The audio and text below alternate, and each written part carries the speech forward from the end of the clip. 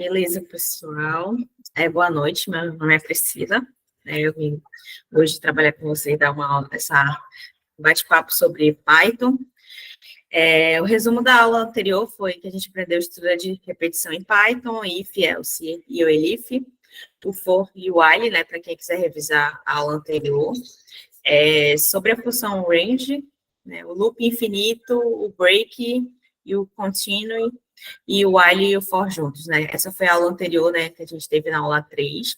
E hoje, na nossa aula, a gente vai falar sobre módulos, arquivos, try, exceções, tratamento de erros e uma pitada de padrão de código, né? Eu coloquei uma pitada de padrão de código porque, assim, quem conhece mais a fundo, né, sobre a parte de Python, conhece uma bíblia que se chama PEP 8, né, que ali tem todas as diretrizes, né, de como você deve desenvolver em Python, né, padrões de código, estilo e etc. Então, é só uma pitada que eu vou mostrar para vocês, né, que é muito utilizada, né, nas empresas. Quando vocês forem trabalhar em empresas, vocês vão ver constantemente padronização de código, isso é importante para manter a coerência do código e também para a parte de desenvolvimento. Então, já vou dar esse preview aí para vocês não se assustarem quando vocês verem um código padronizado, tudo certinho, e tá mais aprendendo mais, né, esses conceitos de padrões de código. Como sempre, nas minhas aulas, sempre eu coloco um gift, né, que é de praxe, para ficar mais a aula mais dinâmica e divertida. Então, é só não se incomodem, tá? Quem estiver se incomodando. Mas primeiro a gente vai falar sobre bibliotecas e módulos, né? Existe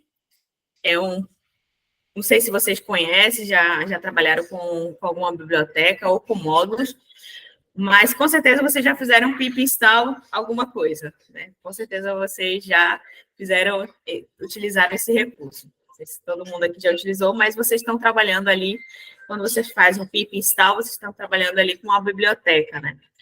E existem vários tipos de biblioteca aí, se vocês quiserem lá no Pipe, né? A gente consegue visualizar todos os tipos de biblioteca para tudo que existe em biblioteca. E nessa aula a gente vai aprender o que é uma biblioteca, qual é a diferença de módulo e também vocês vão criar a própria biblioteca de vocês, né? Vocês conseguem padronizar ali as funções e reutilizar essas funções. Aqui tem uma biblioteca, né, que é a match, né? Então, vocês sabem que o padrão é import, match, da biblioteca. E nessa biblioteca, vocês podem utilizar todas as funções. Então, é sempre bom, quando vocês começarem a utilizar algum tipo de determinada biblioteca, por exemplo, a match, ir lá na documentação, que lá vai ter todas as funções dessa biblioteca, né? E o que cada função faz. Isso é importante. Então, sempre está saindo novidades, né, de bibliotecas, e é sempre bom ir lá primeiro consultar a biblioteca para ver o que ela faz, quais são os recursos que ela tem, e assim vocês conseguem utilizar da melhor forma. Então, por exemplo, na biblioteca Mate, ela tem lá uma função que tira o fatorial, né, que é factorial. Então, vocês vão colocar match, que é o da importação da biblioteca, ponto, né, e a função, né, respectiva que vocês vão utilizar. No caso aqui, a fatorial. Dessa forma, eu consigo, lá naquela biblioteca, naquele match, eu acesso a função fatorial e eu consigo realizar o cálculo, né? E aqui vocês já estão até visualizando aqui a documentação, né? Então, documentação em biblioteca é tudo, né? A gente não pode criar uma biblioteca, simplesmente por criar uma biblioteca e não dizer para o que ela serve, né? Para que ela serve. Então, aqui eu estou utilizando o módulo, né? E aí eu consigo fazer o cálculo do fatorial, né? Por exemplo, se eu colocar, sei lá, 7, eu consigo obter o fatorial de 7. Na mesma biblioteca, eu tenho um outro módulo, né, que é o SQRT, né, que eu calculo a raiz quadrada. 9, aí você coloca aqui qual é a função, qual é o número que você quer. Então, ele faz esse cálculo.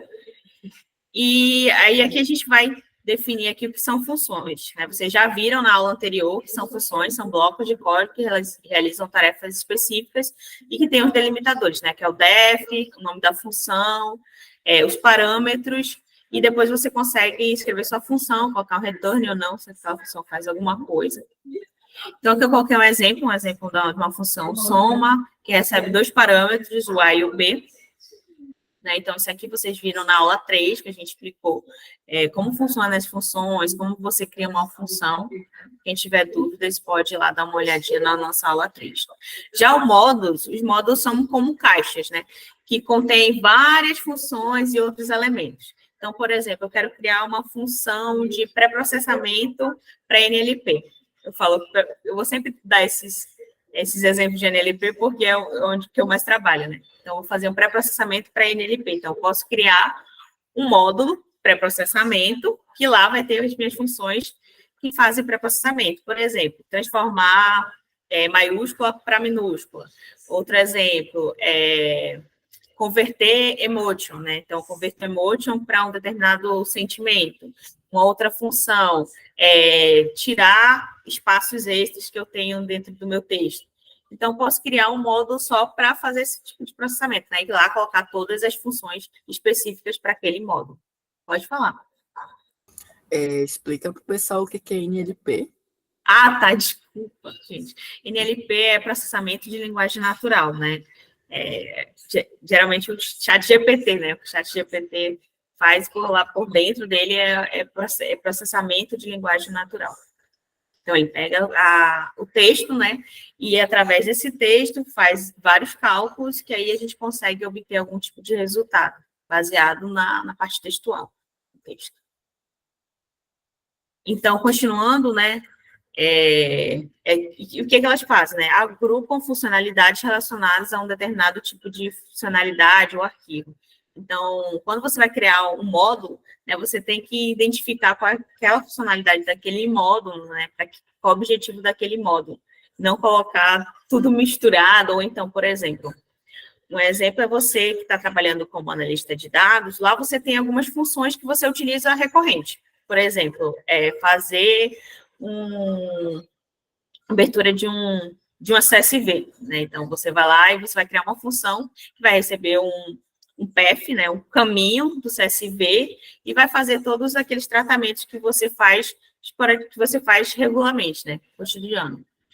Então, lá você pode colocar, por exemplo, criar um módulo de funções comuns, então, comuns, né? O nome do meu módulo vai ser comuns, e lá eu vou colocar todas as funções que eu utilizo para ler arquivo, para manipular aquele CSV, para... o que mais faz com o CSV? Sei lá, concatenar planilhas, e etc. Então, você pode criar esse tipo de módulo e depois reutilizar. Então, por exemplo, você está trabalhando lá com o Jupyter Notebook, então você pode chamar o seu módulo e já chamar as suas funções, sem precisar colocar lá a definição da função e depois reutilizar, né? Então, você pode utilizar esse módulo para várias análises, né? Para vários Jupyter Notebooks que você vai trabalhar. Então, dessa forma, fica mais fácil, né? Do que você pegar uma função que abre o CSV, né? Que você faz manipulação lá de dados, e ter que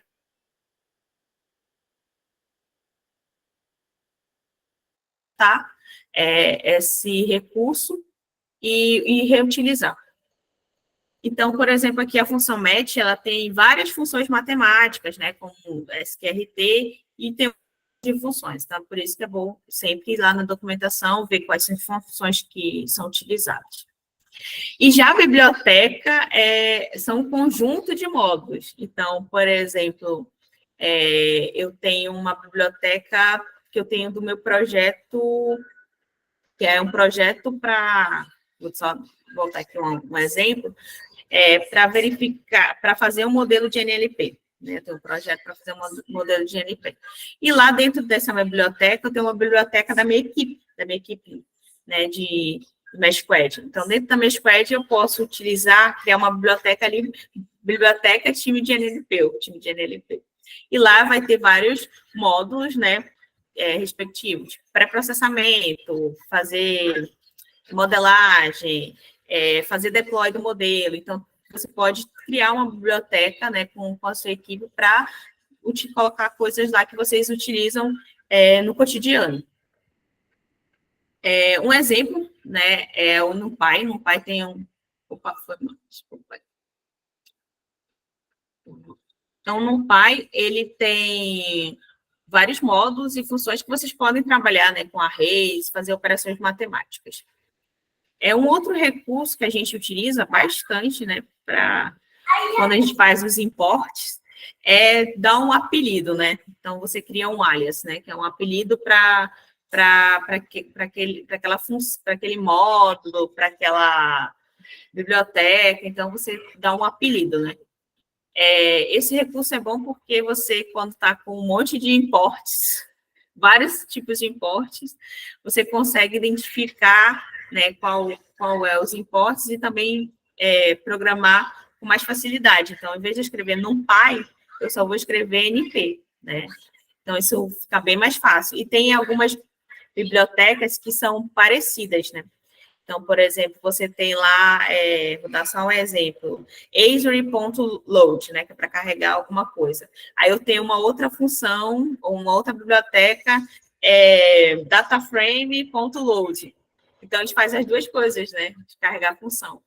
Então, eu posso nomear qual é o Azure, do Azure, e qual é do outro recurso, né, da outra função que eu estou utilizando. Então, eu consigo criar esses apelidos que fica mais fácil quando tu vai programar, né? Quando tem várias funções ou funções que são com nomes parecidos, tu consegue diferenciar através desse apelido. Aqui um exemplo. Então, é possível importar partes específicas de um módulo. Então, com certeza, vocês já viram from, aí o nome de alguma coisa, import, alguma coisa. Então, estou importando, né, um módulo, né, de respectivo. Então, aqui, from, né, do match, né, da biblioteca match, import o SQRT, né, a parte do SQRT. Então, ali tu só importa, tu vai, em vez de colocar match, em vez de eu colocar aqui ponto match, ponto alguma coisa, eu só coloco SQRT, né? Que aí já estou referenciando que o SRT desse import aqui. Então, para isso, agora a gente vai criar a sua própria biblioteca. Eu coloquei aqui um exemplo bem simples, mas vocês podem, como eu falei, né, melhorar ainda o desenvolvimento de vocês, criando bibliotecas, um exemplo, que vocês usam, funções que vocês usam no dia a dia. Carregar um CSV e fazer algum tipo de tratamento. Então, você faz isso em todas as etapas que você faz análise. Então, você pode ir lá criar um arquivo, né, criar uma biblioteca lá escrita comuns, né, são funções comuns. E lá você vai colocar todas as funções, né, definir funções, todas essas rotinas que você faz, né, que são comuns, né, no teu trabalho de analista, e só fazer o import lá e reutilizar, né, não é preciso copiar e colar para outros notebooks, é só você ir lá e reutilizar. Aqui no Colab, você consegue, eu vou criar aqui, mas tu pode criar uma pasta, mas aí você vai ter que referenciar, né, a localização da pasta, tudo direitinho para que ele possa identificar. Mas no Colab eu vou colocar aqui. Então, deixa eu só pegar aqui o arquivo. Então, eu vou criar aqui um arquivo. E nesse arquivo eu vou colocar lá, sei lá, MyLib, que é minha biblioteca. Um pouquinho underline. MyLib.com. Então, aqui, por exemplo, eu estou criando, né, meu módulo, que pode ser parte de uma biblioteca, sei lá, biblioteca Priscila. Você coloca lá todos os módulos. Né? Vou ter um módulo para tratamento lá de CSV e outro módulo para tratamento de PDF. Então, você pode fazer essa configuração. Mas aqui a gente vai criar esse módulo, que vai ser meu primeiro módulo. E dentro desse módulo, não sei se dá para ver aqui do lado, ele vai deixar eu abrir aqui para preencher. Vou só ajustar aqui. Então, dentro desse primeiro meu do meu primeiro módulo, eu vou copiar aqui, colocar aqui no arquivo .py, eu vou ter as minhas funções. Aqui eu coloquei uma função simples, né? Para somar, para subtrair, para multiplicar. Então, aqui eu já salvei, está salva a minha função, o meu módulo, com todas as funções, né, que eu vou utilizar. Depois que eu utilizar, eu vou importar. Então, aqui... Desculpa, só um pouquinho tossindo. Aqui eu vou ter o import, né, mylib, né, que é esse meu arquivo .py. E aqui, ó, eu vou conseguir utilizar aquela função que eu coloquei aqui para somar. Está aqui salvo. Aqui. Vou mostrar aqui de novo. Então, eu vou utilizar essa função aqui, né, que está dentro do meu módulo. Então, eu vou colocar soma, né, que é o resultado da minha função, mylib, porque eu não chamei, eu chamei todo esse módulo, né, eu não chamei somente a função. Aí eu seria ter que colocar from, mylib, import, subtrai. Então, aqui eu só estou importando todo o módulo, então eu tenho que chamar ele, mylib, ponto, aí a minha função. Então, aqui eu vou passar, subtrair 2 parâmetros, né, o primeiro número, o segundo número, e vou imprimir o resultado. Então, aqui ele me deu o resultado da minha função soma, subtrai. Aqui eu errei, tá, gente? Eu coloquei subtrai e coloquei soma. Ignore. Até corrigir aqui. Ignore. Não, chamei uma função e o resultado... Então, nomei... Primeira regra do padrão de código, né? Defina sua variável de acordo com a funcionalidade dela, né? O que ela vai fazer. Aí um outro, aprender na prática. Aí um outro exemplo aqui, nesse caso aqui eu só importei todo o módulo, né? Agora eu vou importar, eu vou fechar só aqui, gente, só para ficar maior. Agora, do outro jeito, né?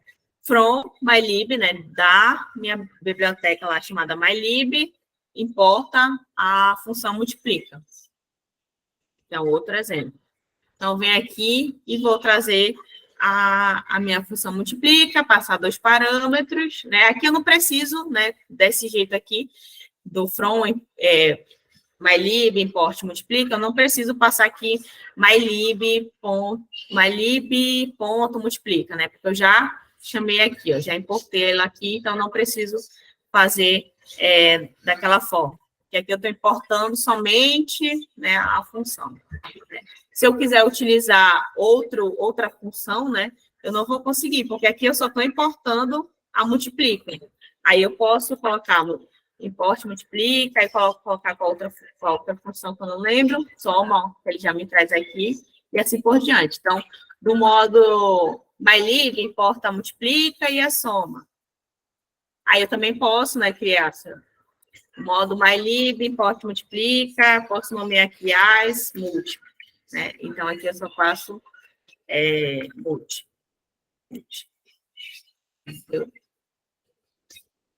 Multi. Ficou engraçado. Mas vocês vão entender essa parte, né? Que aí vocês conseguem gerenciar melhor os importes de vocês.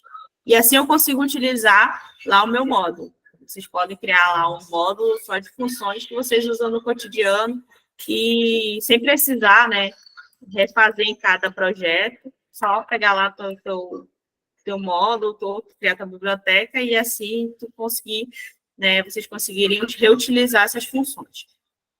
É uma coisa importante. Então, agora, vocês têm alguma dúvida com relação a isso? Tá parando. A gente tem muita coisa, mas conforme vocês vão colocando aí no chat, que depois alguém lê aí para mim. Então, agora a gente vai trabalhar com arquivos, né? No caso, arquivo de texto. Então, quais são o processo, né, de arquivo de texto? É abrir, tu reutilizar, manipular e fechar. Sempre abrir, manipular e fechar. Então, para abrir o arquivo, vocês vão utilizar a função open. E nessa função open, vocês vão utilizar 2 parâmetros. nome do arquivo e o módulo de abertura. Quando eu falo o nome do arquivo, é o nome do arquivo ou o path do arquivo, tá? Existem diferentes módulos de abertura, né? Que são para diferentes finalidades. Os mais comuns que vocês vão ver aí nos projetos de vocês é o leitura escrita, tá? São os mais comuns aí que a gente utiliza. Outras vertentes, né? Que aqui a gente está trabalhando com arquivos, a gente não está trabalhando com arquivos de texto, e não arquivos binários, mas vocês vão ver RB, WB, né? Então, é parte de arquivos binários. Mas é o mesmo contexto, né? A mesma funcionalidade. O R, né, ele faz abre o arquivo para a leitura. Se não tiver arquivo, ele vai mandar dizer um erro, né? Vai gerar um erro para vocês. O W já é para escrita, então ele abre o arquivo para escrita, criando um novo arquivo, se não, ele sobrescreve. Então, se você passar um arquivo com W, ele vai sobrescrever, né? Já com A, ele faz anexação. Ele abre o arquivo para escrita, adicionando o conteúdo que você deseja, né, ao final do arquivo. Se o arquivo não existir, ele vai ser criado.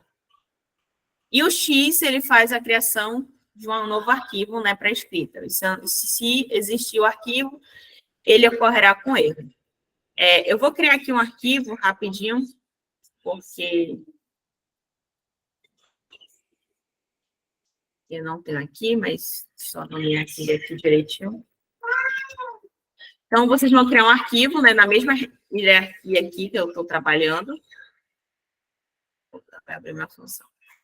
Vou só colocar aqui uma mensagem.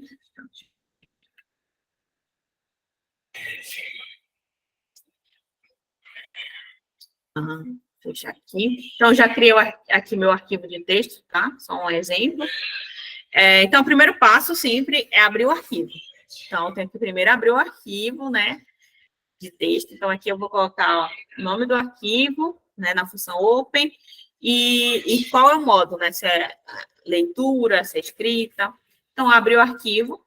Depois, eu vou ler o conteúdo, nesse caso, eu quero ler o conteúdo. Aí, você pode manipular o conteúdo, né, e depois sempre fechar o arquivo. Então, aqui é um exemplo. Então, vou seguir esse passo. Primeiro, ele vai ler o arquivo, depois ele vai ler o conteúdo, que eu especifiquei aqui, né? Vou imprimir o conteúdo e depois eu fecho o arquivo. É necessário fechar o arquivo? Eu abri? Sim. Sim, assim, padronizando, né? Padronização de código é sempre de bom grato, né? Você fechar o arquivo, né? Tem que fechar o arquivo porque ali ele está carregando ali memória, né? Então, sempre fechar o arquivo. E aqui eu coloquei a mensagem que eu coloquei, depois vocês dão uma olhadinha na mensagem, mas a mensagem que está lá escrita no meu texto, no meu arquivo. Agora, aqui eu só fiz ler o arquivo, né? Só li o arquivo e printei na tela, printei aqui o que estava escrito no arquivo. Agora, eu vou abrir o arquivo para escrita. Então, passei o mesmo arquivo, mas aqui eu vou mudar o modo, né? Lá eu coloquei o R, que eu só ia abrir e ler o conteúdo. E aqui eu vou escrever, eu quero escrever dentro daquele arquivo. Então, eu vou escrever aqui, coloquei aqui arquivo.write, né, que é para escrever, olá mundo, e fecho o arquivo. Então, se eu for dar uma olhadinha lá no arquivo, o que eu escrevi anteriormente sumiu, porque ele reescreve, né? Como eu expliquei, ele vai reescrever o arquivo. Então, o conteúdo que estava aqui, ele já desapareceu, já foi sobrescrito. Agora, um outro exemplo é quando eu quero anexar. Então, lá estava escrito Olá Mundo, né, no nosso arquivo. Agora, eu vou abrir novamente o arquivo, vou passar qual é o módulo de manipulação, e aqui eu coloco a anexação. Então, eu vou adicionar, eu quero escrever no meu arquivo, e vou adicionar a palavra nova linha, né, escrever nova linha. E vou fechar o arquivo. Se eu executar aqui, ele não vai sobrescrever, ele vai adicionar uma nova linha, escrito nova linha. Muito criativa. Aqui, ó. Ele vai escrever aqui do lado, ó. Ele manteve o meu conteúdo e escreveu uma nova linha. Muito criativo, né? E aqui eu vou, né, abrir o arquivo para criação. Então, o arquivo ele não existe, eu estou criando, né? Então, o arquivo não existe, eu quero criar esse arquivo. Então, vou passar aqui o conteúdo do arquivo, ó. O arquivo aqui, ó, existe, né? Então, ele vai dar esse erro, porque eu tenho esse nome, eu tenho esse arquivo lá, que é esse arquivo txt, então ele já me dá um erro, porque eu passei um módulo aqui de criação de módulo X, né? O tipo de manipulação. Então, ele vai identificar que aquele arquivo ali, com esse nome, ele já existe. Então, ele vai dar esse erro. Então, se eu apagar aqui o arquivo, se eu apagar esse arquivo, ele vai deixar eu criar, né? Que no modo de criação, ele vai criar esse arquivo, vai escrever um conteúdo e vai fechar o arquivo. Então, são esses passos. Aqui, ó, se você for lá de novo, ó, ele já criou o arquivo e já escreveu lá o conteúdo do arquivo. Muito criativa essa menina. Então, aqui a gente tem um exemplo, né? Que eu coloquei aqui um exemplo, correu só um pouquinho com a aula, devido ao tempo, mas eu vou explicar passo a passo como faz isso aqui. Então, eu coloquei aqui um exemplo para vocês depois treinarem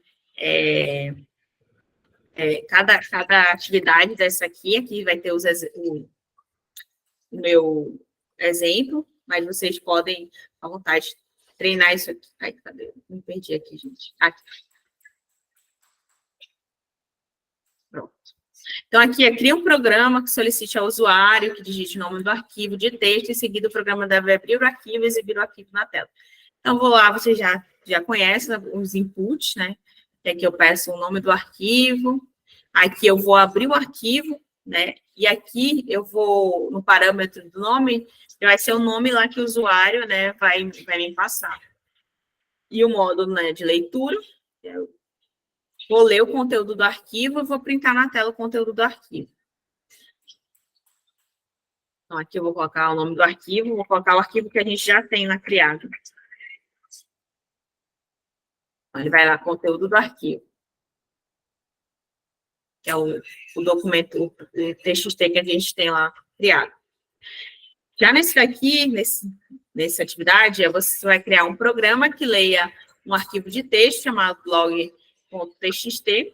Cada linha do arquivo contém uma mensagem, que é essa mensagem aqui de log, né, que vocês vão, com certeza, no mercado de trabalho, vocês vão ver arquivo TXT, né, vão trabalhar com manipulação também de arquivos, além de CSV, vão trabalhar com TXT também, que em alguns lugares só tem TXT, então vocês vão trabalhar com esse tipo de arquivo. Cada linha de arquivo contém uma mensagem de log em formato específico, onde eu tenho data, eu tenho hora e eu tenho erro, né, que é a mensagem, essa mensagem, esse aviso. Então, o programa deve extrair a data, a hora de cada log e exibir na tela a quantidade de logs por mês. Então, esse aqui é o arquivo que vocês vão criar, né? Vou deixar só aqui teste, só para a gente andar um pouquinho com a nossa aula. E aqui, opa, meu mouse quer. Aqui eu vou passar passo a passo, aqui eu coloquei comentário em cada item da linha faz. Então, vocês vão primeiro lá abrir o arquivo de vocês criado, né, no modo de ler o arquivo. Vocês vão criar um dicionário, né, para armazenar a contagem de logs, que eu tenho que contar cada log, né, por mês. E vocês vão fazer lá o nosso for, né, vão fazer a interação, né, sobre esses logs, sobre esse dicionário. Então, para a linha, no meu dicionário, vocês vão armazenar, né, usando a vírgula, que é o meu separador, vocês vão separar lá cada item e armazenar em dados, e depois vocês vão fazer essa separação, na verdade, concatenação, né, que ali eu vou ter que concatenar a data e hora que eu tenho separados, né, tenho aqui, ó, data e eu tenho a hora separadas, então eu quero concatenar. Concatenando data e hora, vocês vão separar, né, por mês. E depois vocês vão fazer o nosso if, né, identificar, né, se o mês existir, vocês vão incrementar a contagem de logs. Se não, vocês vão colocar um, que vai ser o primeiro registro, né, por exemplo. Então, se eu tenho 2 registros de janeiro, né, ele vai contar, né, 2 registros. Aí, se eu tenho só um, a primeira vez que meu mês 2, né, por exemplo, identifiquei que é o mês 2. ele não tem nenhum registro, então ele vai ser o meu primeiro, entendeu? E aqui eu vou fechar, né? Fechar meu arquivo e depois vou dar um print na quantidade de logs por mês. E também eu vou fazer uma interação também para saber cada mês, né? Vou fazer interação por mês. Então, no mês, tal, teve a quantidade, né, de quantos registros. Então, tudo isso eu faço através da interação, através do dicionário que a gente teve na aula 3 sobre isso. Eu vou só executar, passar um pouquinho pelo nosso tempo, que ainda tem a parte de erros, exceções, e tem de como trabalhar com isso, que é importante. Então, os erros e exceções são parte crucial do desenvolvimento de software. Então, eles vão te ajudar a identificar e tratar situações inesperadas ou errôneas no código.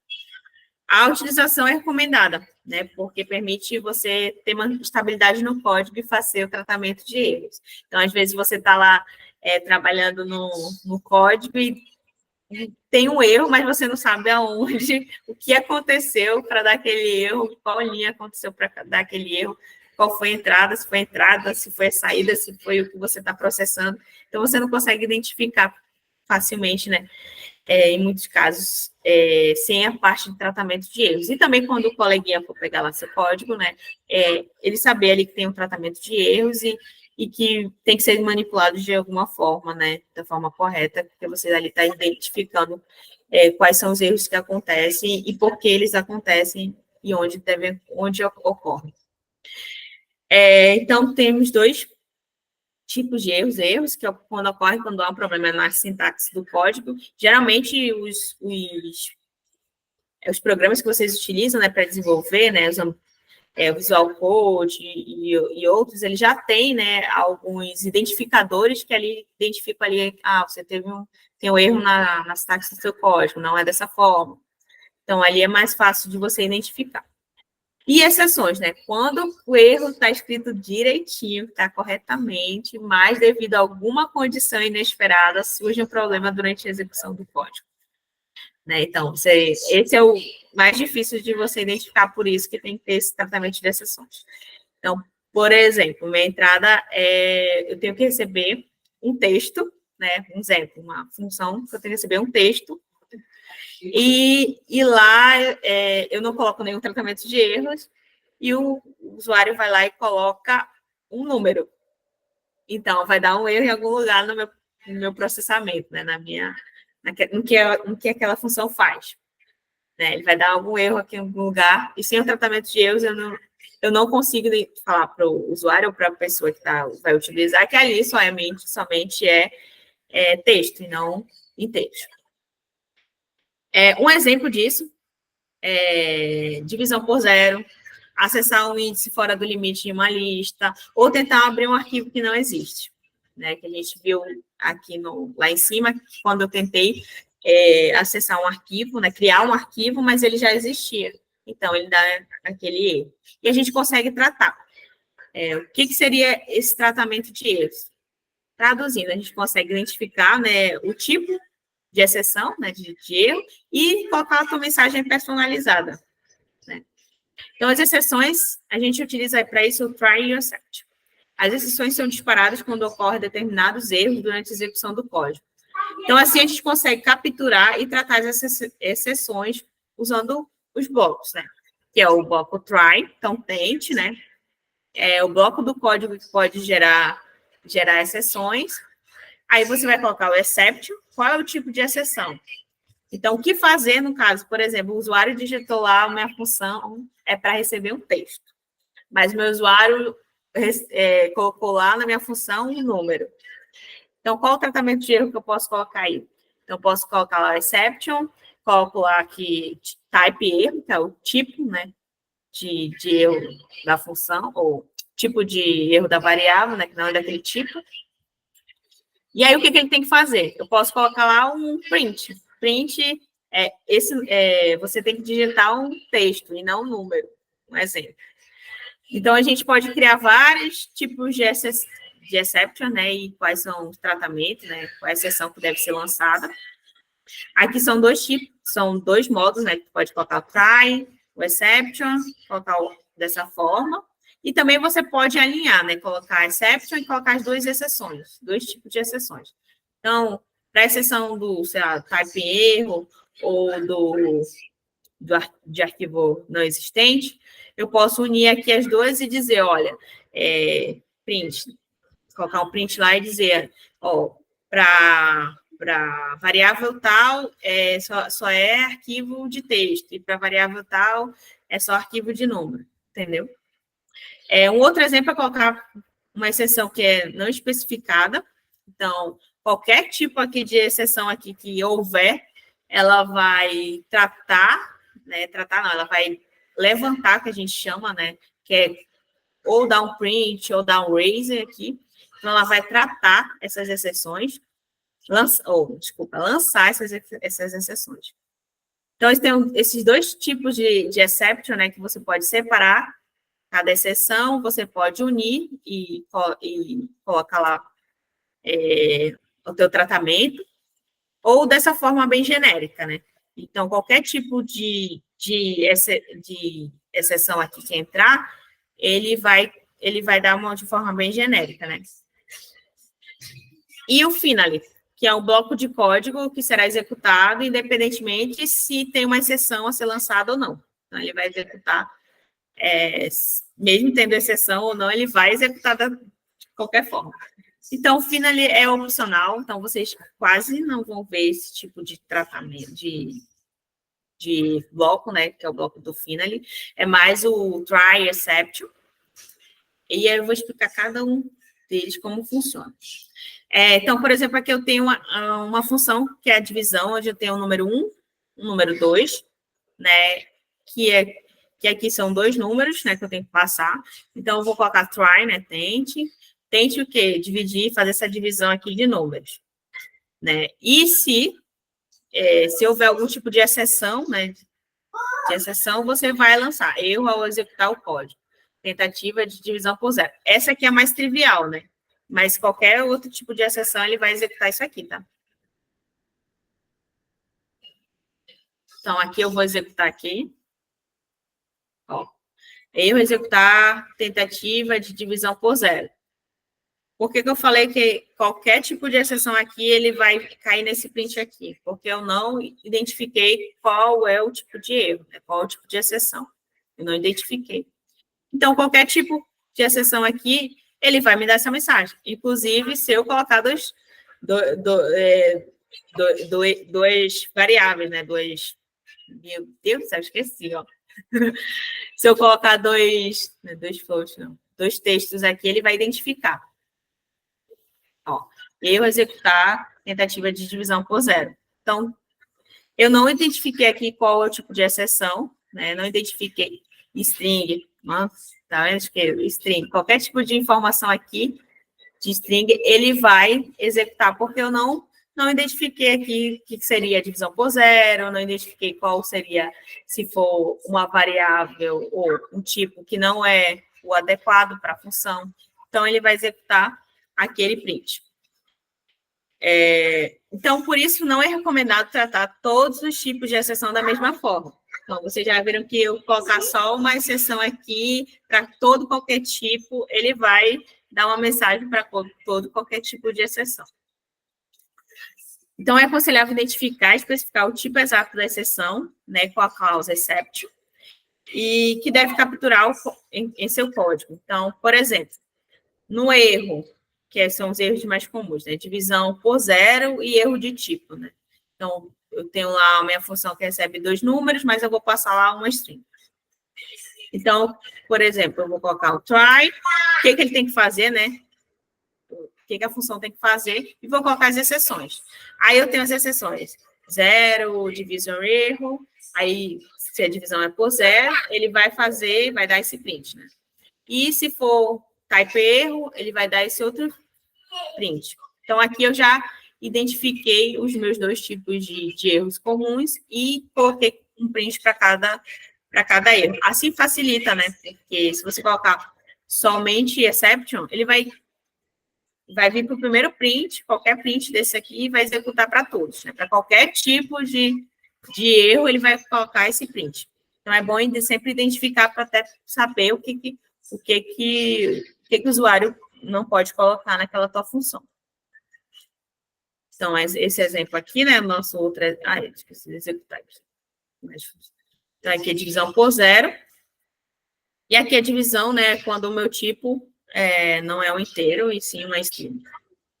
Então, aqui executar o código, número 1, número 2, né, que são meus parâmetros, devem ser números. Aí aqui o print de acordo com vocês, né, vocês podem personalizar isso. Quais são os tipos de exceções mais comuns, né? Valor e erro, que é quando o tipo tem o tipo correto, mas é um valor inapropriado para a função, para a operação ou para a função que está sendo realizada. Name erro, que é quando o interpretador Python não consegue localizar uma variável, passou com uma variável lá que é número. Então, eu quero dar um print. Print, o valor coloca número 2. Já vai dar um erro, porque já não está especificado, né? Uma variável que ele não consegue localizar. Type erro. Gente, é meu mouse que tem vida própria. Type erro ocorre quando uma operação ou função é aplicada a um objeto de tipo inapropriado. Então, por exemplo, naquela minha função, eu recebia dois parâmetros, né, que é o número 1 e o número 2, e era para receber dois números, porque ele vai fazer uma divisão, né?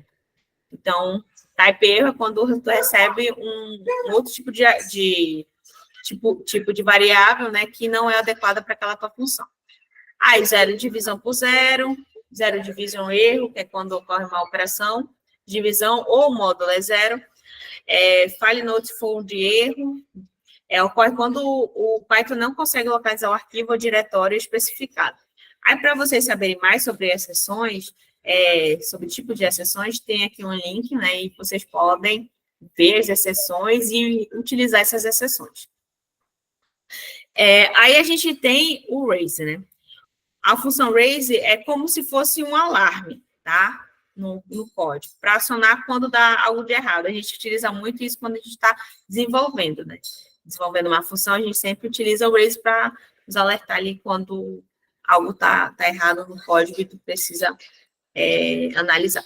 Então, por exemplo, se você tem uma função que calcula a raiz quadrada de um número, mas alguém tenta calcular a raiz quadrada de um número negativo, o que não é possível, você pode usar o raise para disparar esse alarme, entendeu? Dizer uma mensagem, hey, não, isso não pode.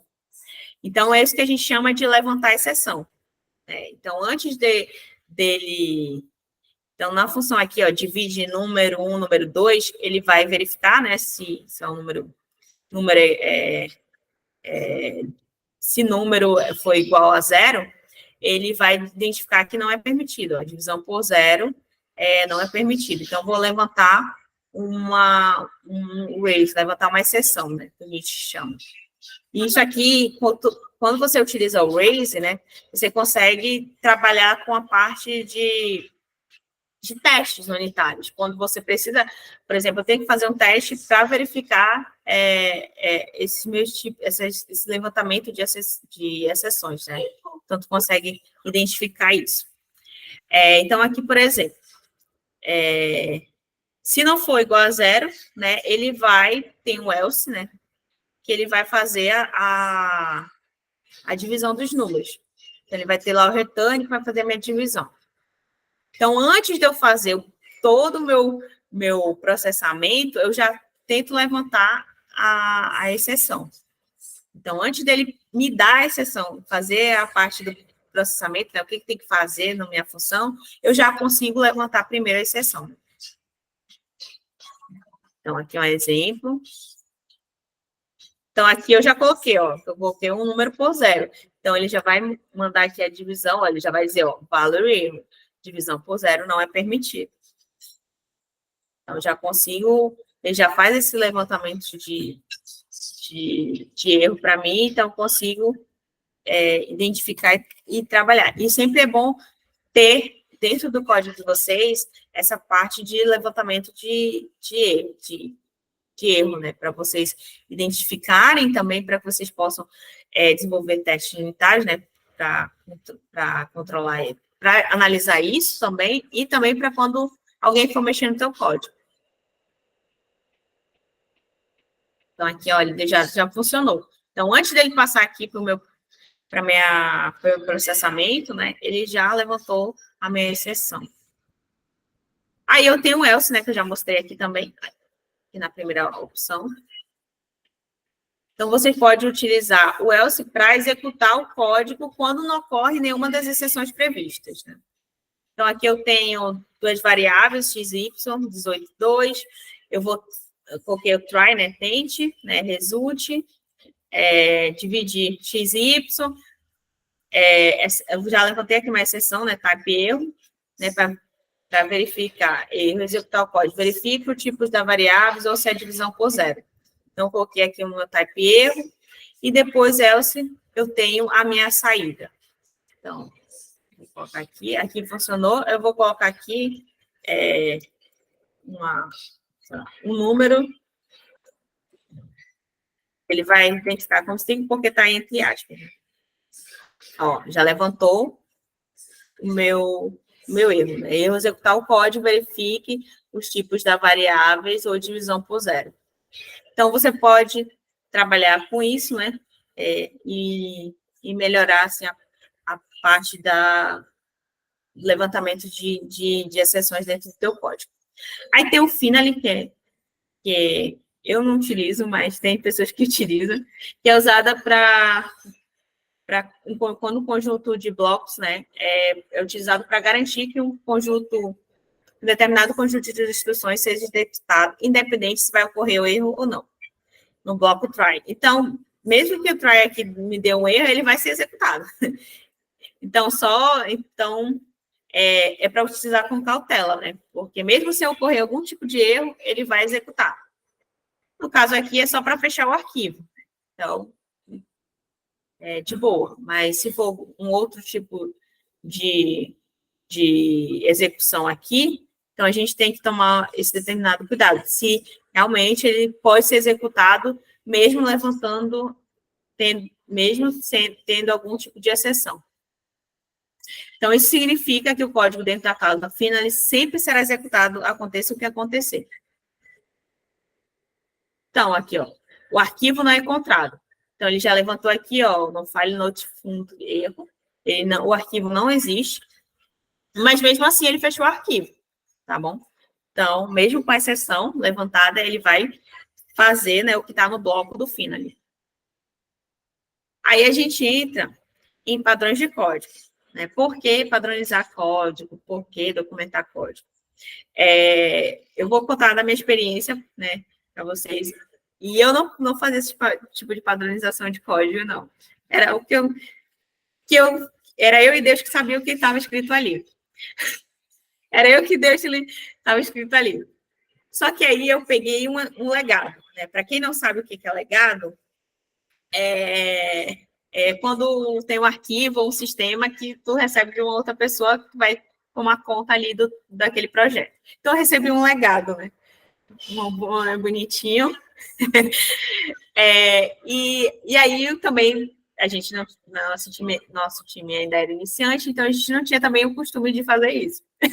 Então, eu recebi do jeito que eu estava fazendo. Então, só ele e Deus que sabia. E aí a gente ficou naquela, né?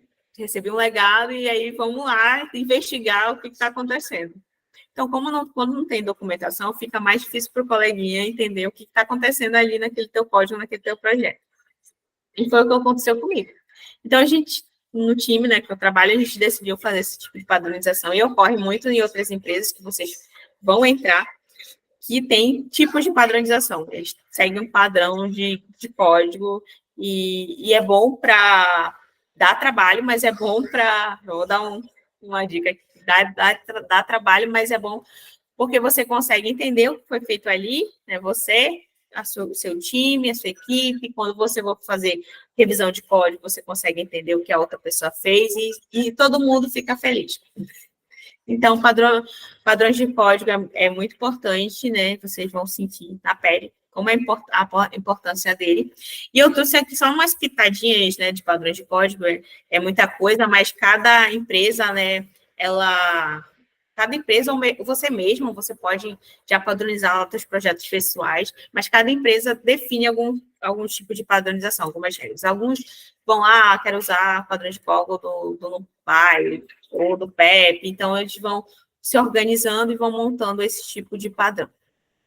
Então, o primeiro, que é o Type Hints, que eu acho bastante importante, ou Type Hints ou Type Annotation, são informações do tipo de argumento das funções, métodos e valores de retorno. Então, o seu uso permite que o código fique claro e legível para sua utilização e manutenção. Então, aqui eu tenho minha função def_soma, onde eu recebo parâmetro A, parâmetro B, e eu identifico o tipo desse parâmetro. Eu identificando o tipo, eu já mostro para o meu coleguinha ali, ó, ali essa função só vai receber, apesar de ter vários tratamentos de exceções, né, vai ter exceções aqui, né, tratamento de exceções, mas aí a pessoa já vai entender que, ao utilizar aquela função, ela só vai colocar dois números inteiros, né? E o valor de retorno, né, que ele coloca aqui essa setinha e esse valor de retorno aqui, esse valor de retorno aqui que é um inteiro. Então, dentro da minha função, ele vai receber 2 inteiros e vai retornar um inteiro. Então, aqui, retorne A mais B, e aqui eu tenho a minha função sendo executada. Passando mais um pouquinho. Aí, aqui eu tenho um def, né? Onde ele não vai fazer nada, ele só vai mostrar lá um print na tela, ele não vai ter um valor de retorno. Onde eu coloco também, eu tenho que padronizar, né? Não vai receber nenhum parâmetro, mas ele vai dar um print na tela. E esse print eu tenho que identificar que ali não vai retornar nada, vai ser só um print. Então, vocês conseguem aqui verificar aqui também, colocando o nome da função, né, algumas informações dela, né, qual é a função e qual é o valor de retorno, qual é o tipo de retorno. E também eu posso, acho que eu não coloquei aqui, o tipo. Não, isso aqui é lá embaixo. Eu vou mostrar para vocês. E aqui, outro padrão de código é as imports. Para importação de bibliotecas, elas devem estar sempre em linhas separadas, né? A gente sempre separa as linhas. Então, separa aqui as linhas, né? Os imports, tem uma categoria, né? Cada import, ele entra num tipo de categoria. Que eu tenho categoria padrão, terceiro e locais. Então, a PEP, né, que rege a parte de padronização de código, de Python, ela tem essa regra, né? Que são, primeiro, importações de biblioteca padrão. Que seriam as bibliotecas padrão? OS, Science, que são módulos que são integrados ao Python, né? Que você não precisa dar um pip install, alguma coisa, já vem, né, dentro da parte do Python. E depois a biblioteca de terceiros, né? Então, outros tipos de biblioteca. E depois as tuas bibliotecas locais que você vai fazer, você vai utilizar. Então, no exemplo aqui, a gente teria import OS, import Science, aí teria a biblioteca de, sei lá, import Langshan, aí aqui seria a minha biblioteca, import, nem me lembro do meu modo, import mylib, né? Então, ele segue dentro dessa organização. Mas aí a gente tem os atalhos, né? Seriam as ajudas. A gente tem uma lib que faz isso, né? Que organiza as importações quando tu tem arquivos.py, que é o iSort. Então, eu coloquei aqui uma documentação que ele faz essa organização aqui. Então, você não precisa ir lá e, ai, meu Deus, com essa biblioteca, a biblioteca padrão vai para cima, essa biblioteca aqui não é aqui, vai descer. Fora que ainda tem a parte de ordem alfabética, que o PEP recomenda. Aí, né, você está lá com 1000 imports para organizar isso, né, não é fácil. Aí tem o iSort, que ele já faz isso para a gente. Se você colocar a biblioteca repetida, ele vai identificar que já existe, vai organizar, vai apagar aquela que você colocou como redundante. É uma maravilha. Aí a gente entra uma outra parte dos padrões de códigos, que é a docstring. A docstring, ela segue uma estrutura baseada em seções que tem como objetivo descrever o funcionamento de código. Então, dizer para o coleguinha para que funciona aquele meu código. ela é utilizada para documentar funções, métodos, classes, modo, qualquer coisa que você for utilizar, você tem que fazer uma docstring. Aqui, a estrutura da docstring, ela segue parâmetros, retornos, aí tem as races, mas aí cada organização tem qual tipo que ela vai seguir. Você vai seguir tipo lá do Google, ou tipo do PEP, aí cada pessoa se identifica com a melhor estrutura, né, de organização, mas segue os mesmos itens, né, que é parâmetros, o que está retornando, aí você pode colocar exemplos, você pode colocar uma nota, você pode colocar aqui as suas races, aqui é só um exemplo básico de uma docstring. Então, nessa função, ela retorna 2 números inteiros, como eu recebo parâmetros, que eu tenho A e B, que são índices, e o retorno, né, que é o índice, que é a soma de 2 números, e aqui eu coloquei só um exemplo aqui para identificar. Então, por que colocar esse negócio aqui enorme dentro da minha função? Vai me dar um pouquinho de trabalho, mas que faz parte da minha documentação de código e é importante para outras pessoas que vão utilizar o teu código. Porque vocês com certeza já usaram um tipo de funções aí de outras bibliotecas, identificaram quando vocês clicam sobre ela, aparece algum tipo de informações. Não sei se aqui aparece, mas no Visual Code aparece, em outros ambientes também vocês conseguem utilizar. Ó, o ChatGPT cria automaticamente hoje. Mão na massa. Menos um trabalho. Então, aqui, ó, vocês conseguem chamar uma função help e passar qual é a função que ele vai imprimir para vocês essa parte de docstring. Então, vocês aí já conseguem utilizar. Um outro aqui exemplo já mais completo, né? É que eu tenho parâmetros, aqui eu tenho que dizer o que a função faz, né? Qual é o objetivo da função, que é o primeiro item. Eu tenho os parâmetros, aqui já é numa estrutura da PEP 8. Né? Aqui eu já tenho a minha variável, que é um int, que é um inteiro, vai retornar um int, que é relacionado, né, o retorno da minha função, quais os races que são levantados. Então, eu levanto a exceção de valor e erro, que ocorre quando um valor não é o inteiro, então, tudo isso. Aí eu tenho algumas funções, né, para identificar que eu tenho a instância, né, que eu consigo passar para ela qual é a minha variável, qual é o tipo dela, e eu consigo levantar esse tipo de exceção com mais fácil, ao invés do type, se, type, string, A igual a string, end, então eu consigo otimizar utilizando essa função aqui, que é isInstância. Aí aqui eu coloquei, que nosso tempo já está acabando, mas eu coloquei aqui um exemplo, primeiros passos de como escrever um código pythonico, né? Acho que vocês já ouviram falar essa palavra de pythonico ou não pythonico, mas o crucial aqui é vocês otimizarem, né, o código de vocês, né, e fazer isso constantemente. Por quê? Porque conforme assim vocês vão aprendendo a escrever dessa forma mais otimizada. Então, sempre praticar. Fiz dessa forma, que é a rotineira, né, que é for, meu filho, for number is number, né, ele está acabando já. Então, vocês conseguem depois utilizar a parte de list comprehension, né, que é uma forma mais reduzida, né, mais Pythonic, que chama, uma forma mais otimizada. Então, é sempre fazer da forma que a gente já conhece e depois reescrever de uma forma utilizando list comprehension, né, mais organizada aqui, para vocês conseguirem compreender como funciona. Isso aqui faz a mesma coisa que isso aqui. Só que aqui eu estou otimizando melhor, né, os recursos que são utilizados dentro da função, né, memória, processamento. Então, dessa forma, eu consigo otimizar meu código.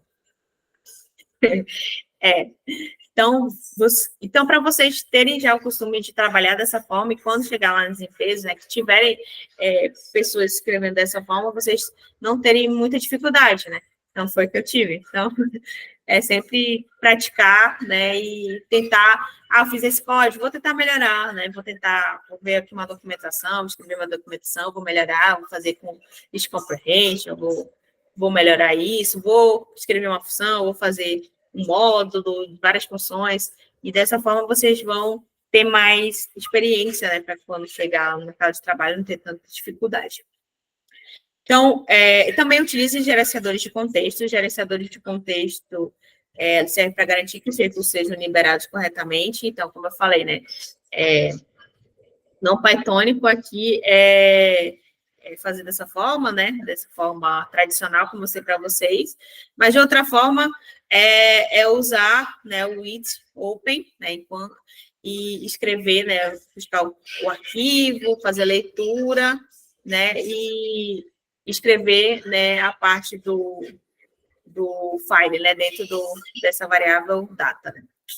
E sempre fechar, né, a parte... Isso aqui ele já vai fazer esse gerenciamento de contexto, né, de fechar o arquivo depois que é lido.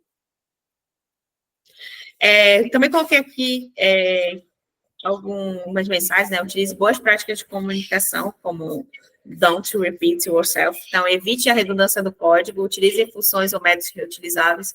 Então, sempre tenham lá um arquivinho lá de funções comuns que vocês utilizam, até para vocês já trabalharem nessa parte de módulos, né, de portar módulos e reutilizar, né, trabalhar também essa parte de funções, vocês criarem as funções de vocês e utilizarem essas funções. O KISS, né, mantenha sempre o código... Eu estou aqui, isso.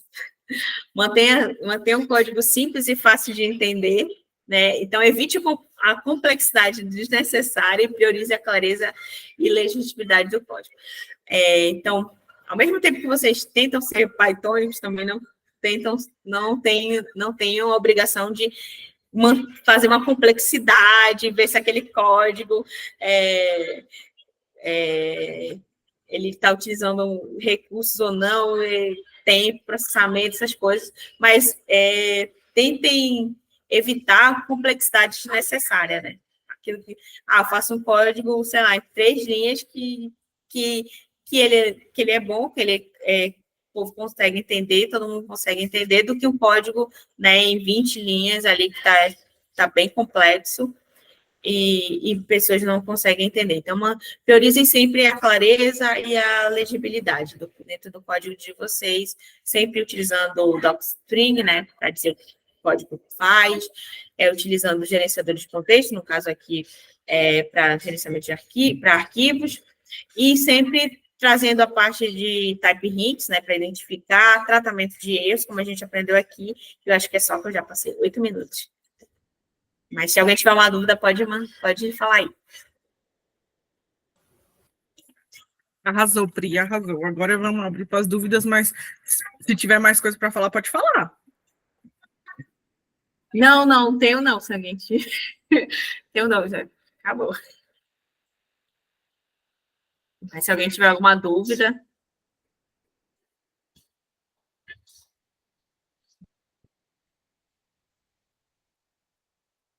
Aproveitem.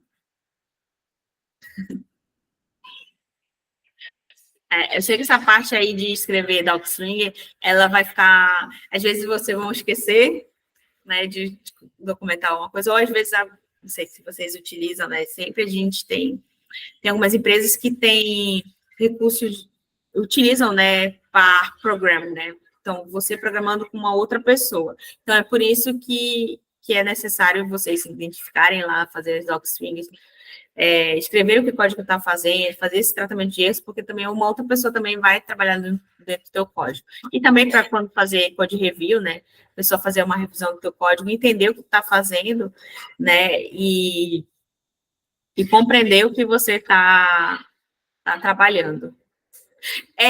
Então, é muito confuso, eu entendo que seja muito confuso, porque às vezes as pessoas tornam complexo, né? Coloca um monte de coisa ali dentro, parece um mundo dentro daquele arquivo. Mas, sim, coloca um mundo ali dentro, tudo que é uma função, sei lá, em 5 linhas, coloca em 1 linha. Mas, assim, quando tu vai fazendo, pegando mais prática, né, fazendo mais constante, você vai pegando o jeito. Então, você vai trabalhando mais atualmente para pensar daquela forma, né? Mas também não ter tanta complexidade, né? Tem gente que coloca o mundo ali dentro do list comprehension, aí fica mais confuso do que ajuda, entendeu? Não, às vezes eu faço aquele exercício de preparação de código, né? Aí, para código de entrevista, né? Code interview.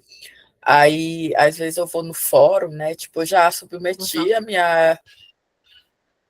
Dá para ouvir? Dá sim, dá sim. Ah, tá.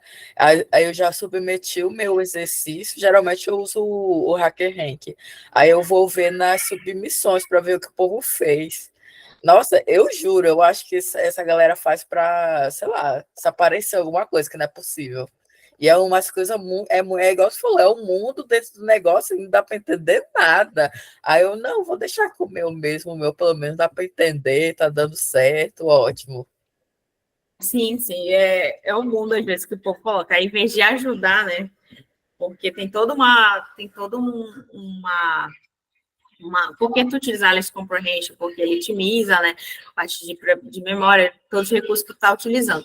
Mas, se tu coloca o mundo ali, quem está utilizando não vai entender, quem está trabalhando não vai entender, né? E ali tem muita coisa. Então, tu coloca o mundo ali para tu fazer a manutenção daquele código depois, e se outra pessoa também fizer, aí fica mais complexo, né? Então, sempre tentar, né, melhorar, mas mantendo ali a simplicidade e o entendimento daquele código. Pri, você arrasou na aula. A gente vai encerrar a gravação. Beleza. Obrigada pela aula, obrigada, Acho que meninas. tem uma pergunta aqui, uma última pergunta. Sobre documentar o código, qual é a forma mais usada? Então, varia de empresa para empresa, né? Tem gente que tem uma documentação também do Google, depois eu posso mandar junto com o arquivo os links das documentações, assim, que... É porque eu fiz documento de padrão de código do meu time, então eu pesquisei tudo aí sobre padrão de código. Então, eu posso mandar depois os links do NumPy, do Google, do PEP8. O PEP8 é um mundo, gente. Vocês vão ver lá que é um mundo que tem várias coisas, então comecem sempre pelas essas pitadinhas aí que eu coloquei no Colab, né? Comecem aos poucos e depois vocês vão acrescentando outras coisas que aí vai da empresa que vocês entrarem e que vão definir. Vai do gosto do freguês. Vai do gosto do freguês. Pri, a gente vai só encerrar a gravação, mas vocês continuam na sala, é só, de fato, para fazer um fechamento, assim, né? E já as aulas vão ficar disponíveis na nossa playlist. E só te agradecer, tá, Pri? Obrigada pela aula, obrigada, meninas, pela presença. E acho que pode parar, Dani.